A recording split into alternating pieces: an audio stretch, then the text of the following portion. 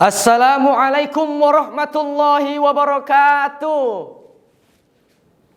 Alhamdulillahi wa kafa. Wassalatu wassalamu alal mustafa wa ala alihi wa ashabihi ahli sidqi wal wafa, amma ba'd. Dewan hakim yang tampan lagi bijaksana, tak ada duanya apalagi tiganya, yang saya hormati, serta kerabat dai setanah air tumpah darah Indonesia dan seagama yang saya banggakan. Pertama-tama dan yang paling utama, hingga diutamakan oleh para alim ulama, yaitu memanjatkan puja serta puji syukur kita kepada Allah Subhanahu wa ta'ala. Ialah Allah sesembahan yang tak akan bertambah keagungannya karena disembah hambanya, dan tak akan berkurang keagungannya karena maksiat hambanya. Betul?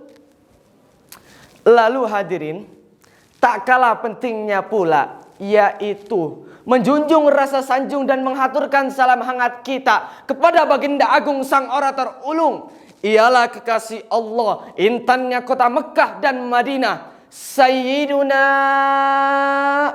Muhammad sallallahu alaihi wasallam. Sallu ala nabi. Kerabat dai yang dirahmati Allah. Apa itu pemuda? Siapa ia? Makhluk apa ia? Pemuda, pecinta musik dangdut? Bukan. Pemuda ialah pejuang merah putih di garda terdepan. Kalau kita bincang pemuda, maka tidak jauh-jauh dari bangun, runtuh, bangkit dan binasanya agama. Mengapa demikian hadirin? Karena syubbanul yaum rijalul ghad. Pemuda hari ini ialah pemimpin di masa yang akan datang. Besok, lusa, setahun, 2 tahun, bahkan 10 tahun mendatang, pemuda lah yang akan menggantikan masanya aki-aki keriput bau tanah yang besok terdengar inna lillahi wa inna ilaihi roji'un. Bapak Presiden pertama Indonesia, Insinyur Soekarno, berorasi dalam orasi agungnya yang menggelegarkan Amerika bahkan dunia. Beri aku 100 orang tua, niscaya akan kucabut Semeru dari akarnya. Beri aku 10 pemuda, niscaya akan kuguncangkan dunia. Kalau kita cerna kata tadi dengan otak kita, itu tidak mungkin adanya. Mana mungkin kakek-kakek bisa nyabut Semeru, betul? Dan pemuda mana yang dapat mengguncangkan dunia hanya dengan ukuran tubuh kurang lebih 2 meter? Maksud dari kata tadi, kalau saja pemudanya mau bersungguh-sungguh dalam belajar demi agama dan mendakwakan Islam dengan sukarela, lalu bangkit dari keburukan, melawan kejelekan dan menghantam kebodohan, mengubah hari-harinya dengan kebajikan, maka akan mengantarkan Islam ke gerbang kejayaan.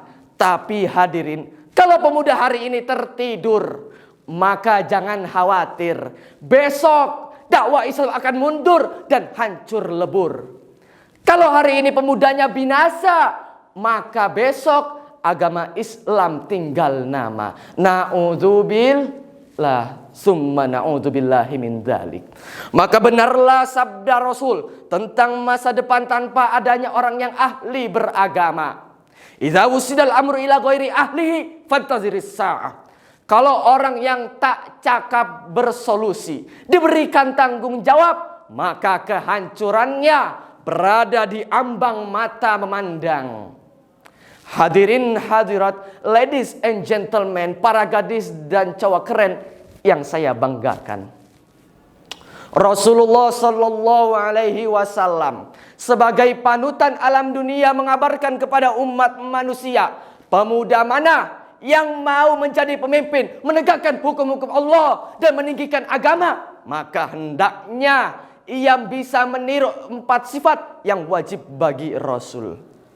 Sidik, amanah, tabligh, fatona. Sidik yaitu jujur. Kalau pemuda saya sudah tidak jujur, maka hanya akan melahirkan Musailamah penghancur berwajah kufur yang menghantam agama dari dalam dan luar. Lalu amanah. Kalau pemuda yang menjadi tanggung jawab agama saya sudah tidak amanah, maka akan tumbuh sifat tikus-tikus berdasi yang menggerogoti hak-hak rakyat dengan wajah berseri-seri tanpa dosa.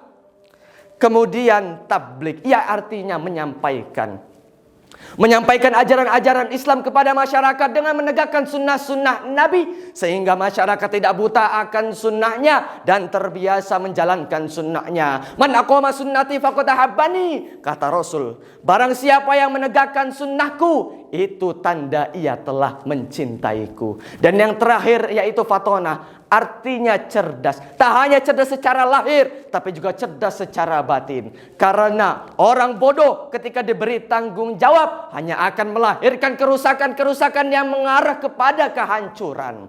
Oleh karena itu, pemuda, kita selaku pemuda penerus agama, agar tidak larut dalam kesenangan dunia sehingga melupakan kita terhadap peran kita sebagai pemuda penerus kebangkitan, kemajuan dan tegaknya agama. Rasulullah Sallallahu Alaihi Wasallam telah banyak mengajari kita dalam pandangan agama agar selalu membangun tanpa merusak, menyejahterakan tanpa menyusahkan, serta menghidupkan tanpa mematikan. Sekian dari saya. Jumpa lagi di kesempatan yang sama. Jalan-jalan ke kota Bali, pulangnya beli semangka. Saya akhiri perjumpaan kali ini. Nanti yang nonton nambah suka. Wassalamualaikum warahmatullahi wabarakatuh.